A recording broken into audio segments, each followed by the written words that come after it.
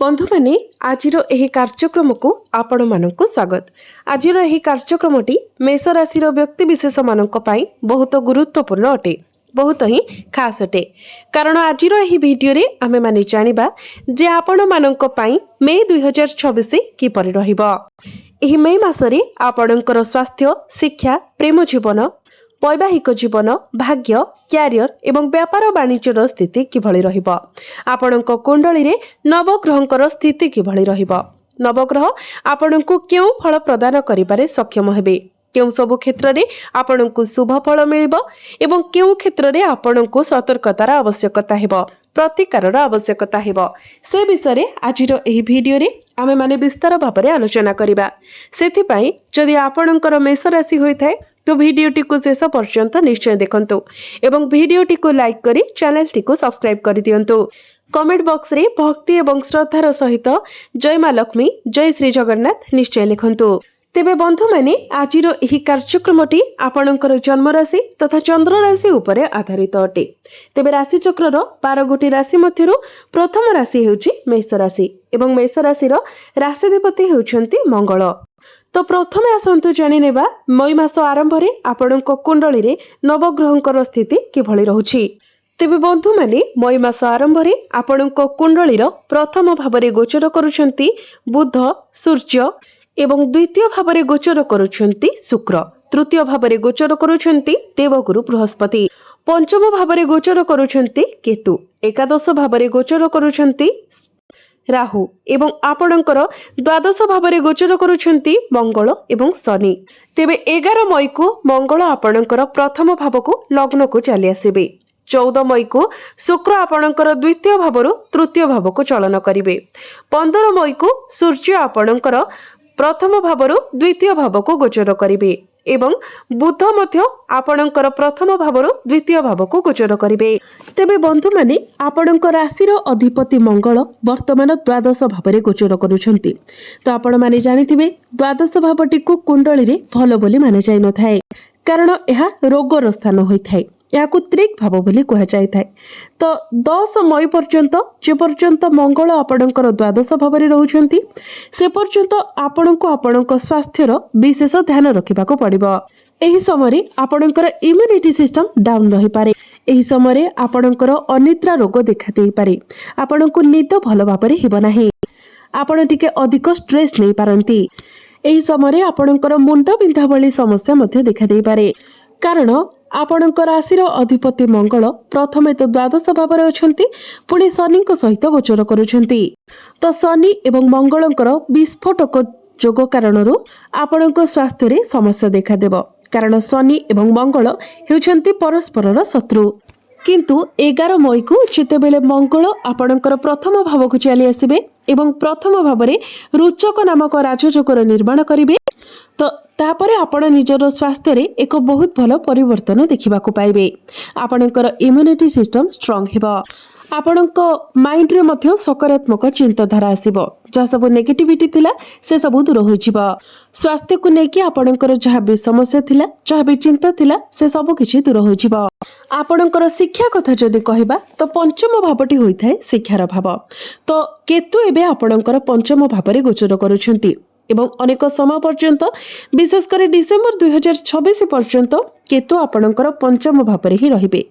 तो एही समय सूर्य आपणकर प्रथम भावरे गोचर करूछंती, जे कि आपणकर पंचम भावर अधिपति अटंती। एहा परे मई 15 तारिख को आपणकर द्वितीय भाव को सूर्य प्रवेश करिवे। तो सूर्यंकर प्रभाव अनुकूल रहुछि एवं मे 15 तारिख पर्यंत समय मध्य विशेष लाभदायक हेबो बोली आशा करा जाउछि।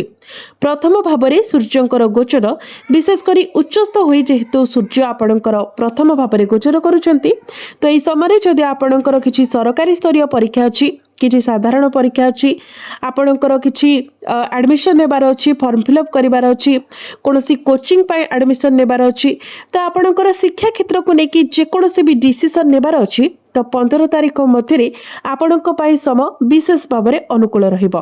कारण पंचम भावर अधिपति आपणकर केंद्र त्रिकोण राजयोगर निर्माण करुछंती। ଏହା ବ୍ୟତୀତ ସୂର୍ଯ୍ୟ ପ୍ରଥମ ଭାବରେ ଉଚ୍ଚସ୍ଥ ଅଛନ୍ତି, ଯାହାଫଳରେ ଆପଣଙ୍କର ଶିକ୍ଷା କ୍ଷେତ୍ରରେ ଆପଣ ବହୁତ ଅଧିକ ଉନ୍ନତି କରିବାର ସମ୍ଭାବନା ରହୁଛି। ଏହା ସହିତ କେବଳ ସୂର୍ଯ୍ୟ ହିଁ ନୁହନ୍ତି, ସୂର୍ଯ୍ୟଙ୍କ ସହିତ ବୁଧ ମଧ୍ୟ ଆପଣଙ୍କର ପ୍ରଥମ ଭାବରେ ଗୋଚର କରୁଛନ୍ତି, ଯାହାଫଳରେ ଏଠାରେ ବୁଧାଦିତ୍ୟ ରାଜଯୋଗର ଗଠନ ହେଉଛି। ଏହା ଯୋଗୁଁ ଆପଣଙ୍କର ଶିକ୍ଷା କ୍ଷେତ୍ରରେ ଆପଣ ବହୁତ ଅସାଧାରଣ ଭାବରେ ପ୍ରଦର୍ଶନ କରିବା ପାଇଁ ଯାଉଛନ୍ତି। ତ 15 ମଇ ପୂର୍ବରୁ ଆପଣଙ୍କର ଶିକ୍ଷା କ୍ଷେତ୍ର ବହୁତ ଭଲ ରହିବ। ତେଣୁ ଆପଣ ଆପଣଙ୍କର ଶିକ୍ଷା କ୍ଷେତ୍ର ସହ ଜଡ଼ିତ ଯେକୌଣସି ନିଷ୍ପତ୍ତି ନେବା ପାଇଁ ଚାହୁଁଛନ୍ତି ତ 15 ତାରିଖ ପୂର୍ବରୁ ହିଁ ନିଅନ୍ତୁ। ପ୍ରେମ ଜୀବନ କଥା ଯଦି କହିବା ତ ପଞ୍ଚମ ଭାବଟି ଆପଣଙ୍କର ଶିକ୍ଷାର ଭାବ ହେବା ସହିତ ପଞ୍ଚମ ଭାବଟି ମଧ୍ୟ ହୋଇଥାଏ ଆପଣଙ୍କର ପ୍ରେମ ଜୀବନର ଭାବ ଏବଂ ଆପଣଙ୍କର ସନ୍ତାନର ଭାବ। ତ ମୁଁ ପୂର୍ବରୁ ହିଁ କହିସାରିଛି ଏଠାରେ କେତୁ ଗୋଚର କରୁଛନ୍ତି ଏବଂ ଡିସେମ୍ବର ମାସ ପର୍ଯ୍ୟନ୍ତ କେତୁ ଏଇଠାରେ ହିଁ ରହିବେ। ତ ବନ୍ଧୁମାନେ, ପଞ୍ଚମ ଭାବରେ କେତୁଙ୍କର ଗୋଚର ଆପଣଙ୍କର ପ୍ରେମ ଜୀବନରେ କିଛି ପରିବର୍ତ୍ତନ ଆଣିବ। କେତୁ ହେଉଛନ୍ତି ଭ୍ରମିତ ଗ୍ରହ, ଛାୟା ଗ୍ରହ। କେତୁ ଯେଉଁଠାରେ ବି ଗୋଚର କରିଥାନ୍ତି ସେହି ନିର୍ଦ୍ଦିଷ୍ଟ ଘରେ ଜୀବନର ଯେକୌଣସି ଦିଗକୁ ନିୟନ୍ତ୍ରଣ କରିଥାନ୍ତି। ଏହା ସାମାନ୍ୟ ଅସନ୍ତୋଷ କିମ୍ବା ଭାବପ୍ରବଣ ବିଚ୍ଛିନ୍ନତାର ଭାବନା ସୃଷ୍ଟି କରେ। ଆପଣଙ୍କ ମଧ୍ୟରେ ଅସନ୍ତୋଷର ଭାବନା ସୃଷ୍ଟି କରିବ। ଉଦାହରଣ ସ୍ୱରୂପ, ଯଦି ଆପଣ ବର୍ତ୍ତମାନ କୌଣସି ପ୍ରେମ ସମ୍ପର୍କରେ ଅଛନ୍ତି ତ ବେଳେବେଳେ ଏହା ଆପଣଙ୍କ ମଧ୍ୟରେ ଭୁଲ ବୁଝାମଣା ସୃଷ୍ଟି କରିବ। ଏମିତିକି ଆପଣଙ୍କ ମଧ୍ୟରେ ବ୍ରେକଅପ୍ ମଧ୍ୟ ହୋଇଯାଇପାରେ। ଆପଣ ଦେଖିବେ ଯେ ଆପଣଙ୍କର ପାର୍ଟନରଙ୍କର ପ୍ରୟାସ ଏବଂ ଆପଣଙ୍କ ପକ୍ଷରୁ କାର୍ଯ୍ୟ ସତ୍ତ୍ୱେ ଆପଣ ଗଭୀର ଅସନ୍ତୋଷର ଭାବନା ଅନୁଭବ କରୁଛନ୍ତି।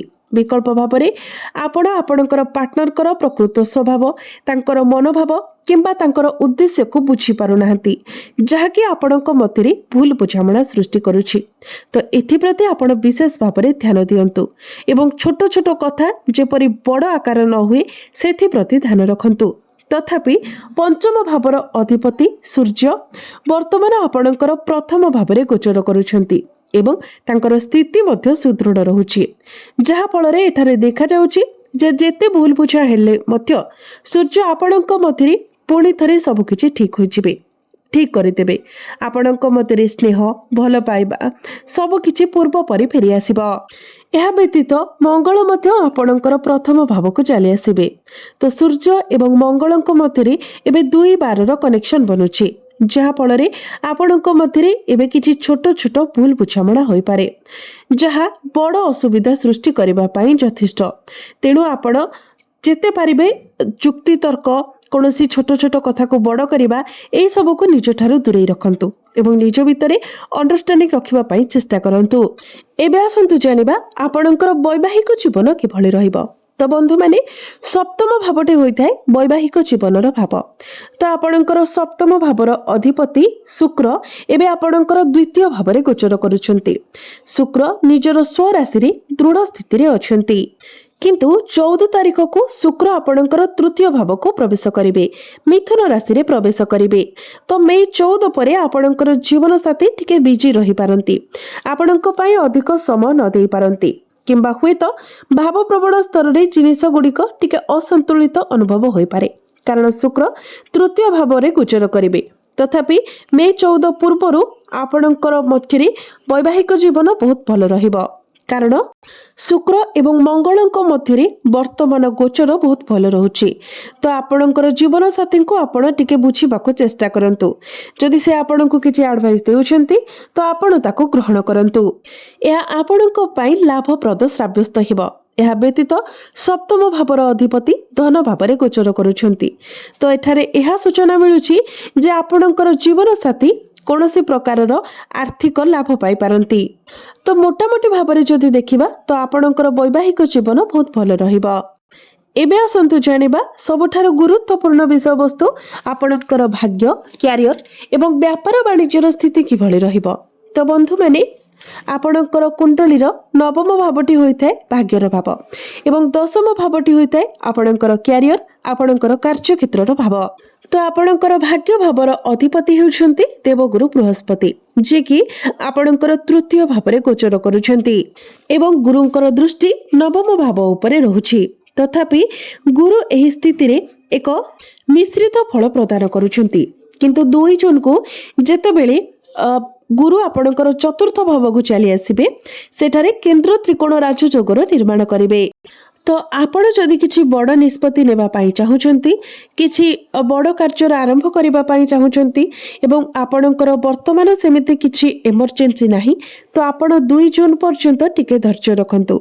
2 जून परे आपण जहा भी करिवे आपणको पूर्ण मात्रा रे आपणको भाग्यर साथ मिलिबो एवं अल्प परिश्रम रे आपणको प्रत्येक कार्य रे सफलता मिलिबो।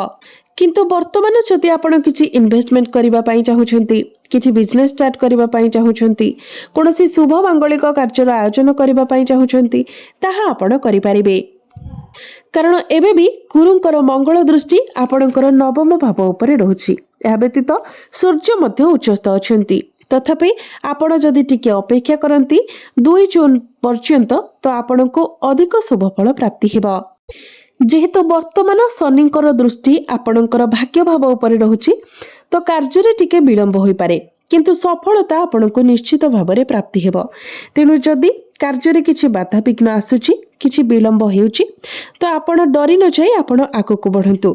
कारण गुरुंकर दृष्टि जेहेतु नवम भाव उपरे तांकर स्वगृह उपरे रहुछि, तेनु सफलता मध्य आपणको निश्चित भाव रे प्राप्ति हेबो। आपणकर क्यारियर कथा जदि कहिबा, तो वर्तमान आपणकर राशि रे शनि 7.5 चलुछि। तो शनि 7.5 प्रथम पर्याय दे आपण गति करूछंती। आपणकर दशम भावर अधिपति हेउछंती शनि, जे कि एबे आपणकर द्वादश भावरे गोचर करूछंती। तो एहा फल रे आपणकर मनोभाव रे टिके परिवर्तन आसीबो। जेतेबेले आपणक दशम भावर अधिपति षष्ठ, अष्टम किंबा द्वादश भावरे गोचर करिथांती, तो सेतेबेले आपणको आपणको क्यारियर रे सेतेटा शुभ फल मिली पारि न थाए। मानसिक भाव रे आपण किछिटा अस्थिरता अनुभव करंती। आपणकर मन रे स्थिरता रहे नाही। निजर कर्म क्षेत्र को लेकिन आपण कन्फ्यूज हो जाती। आपणक मन रे विभिन्न प्रश्न एवं संदेह सृष्टि होई थाए। तेबे बंधु माने गत वर्ष किंबा 1.5 वर्ष मध्य शनि आपणकर द्वादश भाव रे गोचर करुथिबारु आपण हुए तो आपणकर क्यारियर विषय द्वंद्व किंबा निष्पत्तिहीनतार भावना अनुभव करिसेंती। आपण हुए तो भाबुथिबे जे आपणको कोनोसी परिवर्तन आरंभ करबाको पड़िबो कि, जदि एक परिवर्तन आसीबाकू जाउछि किंबा जदि आपण चाकरी क्षेत्र में स्थानांतर करबा पई चाहुचंती एवं ए पर्यंत सेमिति किछि परिवर्तन होई नाही, तेबे खूब शीघ्र आपणकर क्यारियर रे एक गुरुत्वपूर्ण परिवर्तन हेबार संभावना बहुत अधिक। आपणको क्यारियर संपर्क रे मानसिक भाव रे आपण स्थिर रहिबा पई चेष्टा करंतु। जेते पारिबे नेगेटिविटी को निज ठारू दूरे रहंतु। नकारात्मक चिंताधारा को निज ठारू दूरे रखंतु एवं निजर परिवेश को विषाक्त होबाको दियंतु नाही। कारण शनि एबे द्वादश भावरे गोचर करूछंती। यह व्यतीत जदि शनि आपणको कुंडली रे खराब स्थिति रे थांती, पीड़ित अवस्था रे थांती किंबा शत्रु राशि रे गोचर करूथांती, तेबे निश्चित भाव उपरे आपणको उपरे कार्यभार अधिक रहिबो, जहा आपणको किछि कष्ट देई पारे। तथापि जदि शनि आपणको कुंडली रे भल स्थिति रे थांती, तो आपणको एक नूतन चाकरी मिलिबार प्रबल संभावना अछि। चाकरी क्षेत्र में आपणकर पदोन्नति हेबार मध्य बहुत अधिक संभावना रहुछि। जदि आपण विदेश रे स्थायी वासस्थान पाइबा पई किंबा विदेश भ्रमण करिबा पई चाहुचंती, तो द्वादश भावरे शनिकर गोचर ए क्षेत्र रे आपणको साथ देबो। जो व्यक्ति माने विदेश रे रही किछि काम कार्य करूछंती, सेमानंको पई समय अनुकूल रहुछि। शनि 7.5 प्रभाव अधिक चिंता करबाको आपणको प्रेरणा दिए, अर्थात एही समय आपण ओवर थिंकिंग करिथांती। आपणकर क्यारियर को नेकी आपणको ऊपर टिके प्रेशर रही थाए। तेबे मने रखंतु आपण आपणकर कार्य क्षेत्र रे जेते पारिबे जुक्ति तर्क ठारू दूरे रहंतु। जे कोनोसी प्रकारर पॉलिटिक्स ठारू आपण दूरे रहिबाको चेष्टा करंतु। कारण एमितिरे भी शनि एवं मंगल एकत्र गोचर करुछंती, जहाँकि विस्फोटक जोगर निर्माण करुछि, जहा फल छोट छोट कथा मध्य बहुत बड़ आकार नहीं पारे एवं परिशेष रे आपणकर ही क्षति होई पारे। तेणु आपण चेष्टा करंतु जे कोनोसी प्रकारर जुक्ति तर्क ठारू आपण जेते पारिबे दूरे रहिबा पई। व्यवसायिक कथा जदि कहिबा तो शुक्र बहुत अनुकूल स्थिति रे अछंती। बुध आपणकर प्रथम भावरे केंद्र रे गोचर करुछंती एवं सप्तम भाव को देखुछंती। शुक्र आपणकर धन भावरे गोचर करुछंती। तो जदि आपण फैशन, पोशाक, ऑनलाइन, सार्वजनिक कारोबार किंबा भड़ा रोजगार सहित जड़ित, तेबे एही समय आपणक पई अत्यंत लाभदायक साब्यस्त हेबो। एहा व्यतीत जदि आपणकर କାର୍ଯ୍ୟ ଶୁକ୍ରଙ୍କ ସହିତ ଜଡ଼ିତ ଅର୍ଥାତ୍ ବିଳାସପୂର୍ଣ୍ଣ ସାମଗ୍ରୀ ଅଳଙ୍କାର କିମ୍ବା ବିଳାସପୂର୍ଣ୍ଣ ବ୍ରାଣ୍ଡ ଆପଣ ଏହିସବୁ କାର୍ଯ୍ୟ କରୁଛନ୍ତି ତେବେ ଶୁକ୍ରଙ୍କର ଅନୁକୂଳ ଗୋଚର ଆପଣଙ୍କର ବ୍ୟବସାୟ ବୃଦ୍ଧିରେ ସାହାଯ୍ୟ କରିବ। ଏହି ସମୟ 14 କିମ୍ବା 15 ମଇ ପର୍ଯ୍ୟନ୍ତ ବିଶେଷ ଭାବରେ ଉତ୍କୃଷ୍ଟ ଦେଖାଯାଉଛି। ତ ବନ୍ଧୁମାନେ ବିଜନେସ୍ ମଧ୍ୟ ଆପଣଙ୍କର ବହୁତ ଭଲ ରହିବ। ଏବେ ଆସନ୍ତୁ ଜାଣିବା କିଛି ପ୍ରତିକାର ବିଷୟରେ ଯେଉଁ ପ୍ରତିକାର ଗୁଡ଼ିକ କରିବା ଦ୍ୱାରା ଆପଣଙ୍କୁ ଅଧିକ ମାତ୍ରାରେ ଶୁଭ ଫଳ ପ୍ରାପ୍ତି ହେବ ଏବଂ ଯାହା ସବୁ ଅଶୁଭତ୍ୱ ରହୁଛି ସେଗୁଡ଼ିକ ମଧ୍ୟ ଖଣ୍ଡନ ହୋଇଯିବ। ତ ବନ୍ଧୁମାନେ ସେଥିପାଇଁ ଆପଣ ପ୍ରତ୍ୟେକ ଦିନ ଶନିଙ୍କର ବୀଜ ମନ୍ତ୍ର 108 ଥର ଜପ କରନ୍ତୁ। ପ୍ରତ୍ୟେକ ଦିନ ହନୁମାନ ଚାଳିସାର ପାଠ କରନ୍ତୁ ଏବଂ ପ୍ରତ୍ୟେକ ଦିନ ମଙ୍ଗଳଙ୍କର ବୀଜ ମନ୍ତ୍ର 108 ଥର ଜପ କରନ୍ତୁ। ଏହା ସହିତ ପ୍ରତ୍ୟେକ ଦିନ ଆପଣ ଉଦିତ ସୂର୍ଯ୍ୟଙ୍କୁ ତମ୍ବା ପାତ୍ରରେ ଜଳାର୍ଘ୍ୟ ଅର୍ପଣ କରନ୍ତୁ। ଆପଣଙ୍କୁ ଅଧିକ ମାତ୍ରାରେ ଶୁଭ ଫଳ ପ୍ରାପ୍ତି ହେବା ସହିତ ଅଶୁଭତ୍ୱ ଗୁଡ଼ିକ ମଧ୍ୟ ଖଣ୍ଡନ ହୋଇଯିବ ଏବଂ ଆପଣଙ୍କର ଭାଗ୍ୟରେ ମଧ୍ୟ ଉନ୍ନତି ଆସିବ। ତ ବନ୍ଧୁମାନେ ଆପଣଙ୍କର ଜୀବନ ମଙ୍ଗଳମୟ ହେଉ, ଏହା ହିଁ ଈଶ୍ୱରଙ୍କ ନିକଟରେ ମୋର ପ୍ରାର୍ଥନା। ଧନ୍ୟବାଦ।